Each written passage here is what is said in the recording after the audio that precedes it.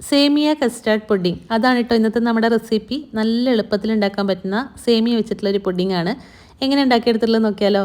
1 table spoon butter ഒന്ന് ചൂടായി വരുന്ന സമയത്ത് 1/2 കപ്പ് വറുത്തെടുത്ത സേമിയാണ് ഞാൻ എടുത്തത്. നിങ്ങൾ വറുക്കാത്ത സേമിയ ആണെങ്കിൽ ഈ ഒരു കളറൊക്കെ ആവുന്നത് വരെ നല്ലോണം വറുത്തെടുക്കുക.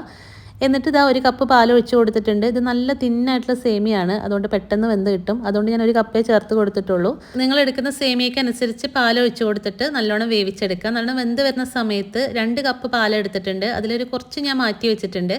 എന്നിട്ട് ഇതാ 1 ടേബിൾ സ്പൂൺ ബദാം സ്ലൈസ് ചെയ്തത്, 3 ടേബിൾ സ്പൂൺ പഞ്ചസാര, 2 ടേബിൾ സ്പൂൺ കണ്ടൻസ്ഡ് മിൽക്ക്, ഒരു നുള്ളു ഉപ്പ്, ഇതെല്ലാം കൂടി ചേർത്തിട്ട് മിക്സ് ചെയ്യുക. പിന്നെ നല്ല മധുരം വേണമെന്നുണ്ടെങ്കിൽ ഒരു 5 ടേബിൾ സ്പൂൺ പഞ്ചസാര ചേർത്ത് കൊടുക്കണം കേട്ടോ. പിന്നെ നമ്മൾ മാറ്റി വെച്ചിട്ടുള്ള ആ പാലിലേക്ക് 2.5 table spoon custard powder mix ചെയ്യുക. ഞാനിപ്പോൾ എടുത്തിട്ടുള്ളത് ബേക്കേഴ്സിൻ്റെ പൈനാപ്പിൾ ഫ്ലേവർ ഉള്ള കസ്റ്റാർഡ് പൗഡറാണ്. നിങ്ങൾക്ക് ഇഷ്ടമുള്ള കസ്റ്റാർഡ് പൗഡർ എടുക്കാം കേട്ടോ. ഇനി പാലും സേമിയൊക്കെ നല്ലോണം തിളച്ച് വരുന്ന സമയത്ത് നമ്മൾ ഈ കസ്റ്റാർഡ് പൗഡർ കൂടി മിക്സ് ചെയ്തിട്ട് നല്ലോണം വേവിച്ചെടുക്കുക. ഇതുപോലെ തിക്കാവുന്ന സമയത്ത് ഫ്ലെയിം ഓഫ് ആക്കിയിട്ട് നമുക്ക് ഇഷ്ടമുള്ള പാത്രത്തിൽ ഒഴിച്ചിട്ട് സെറ്റ് ചെയ്തെടുക്കുക.